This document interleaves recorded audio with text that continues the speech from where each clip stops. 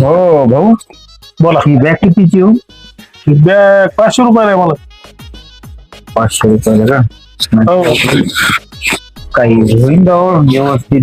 किंवा मुलासाठी पाहिजे, गरीब परिस्थिती आहे लय. बरं, शेठला विचारतो. शेठ गरीब माणूस आहे, वर्ग सरकारी शाळेत आहे. 500 रुपये येरी बाहेर लावलेला माल आहे, ठिकाणा बसला थोडा म्हणून गरीब दिसायला. 300. बरं 300 रुपये म्हणेल बस शेठ आखरी. भाऊ 200 रुपये खिशात उरले हो, बाजार वगैरे घेऊन. पोराला सांगितली शाळासाठी तिथे जाऊ द्या, तुमची लई परिस्थिती गरीब म्हणायली. 100 रुपये मी घाटो. शेठला करतो ऍडजस्ट दुसऱ्या बॅग मध्ये. द्या 200.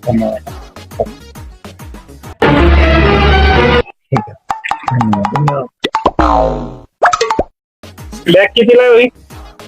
भैया ती बॅग विकलेली आहे ती. नाही नाही, मला हीच बॅग पाहिजे, ही आवडली मला. कितीला आहे सांगा फक्त तुम्ही.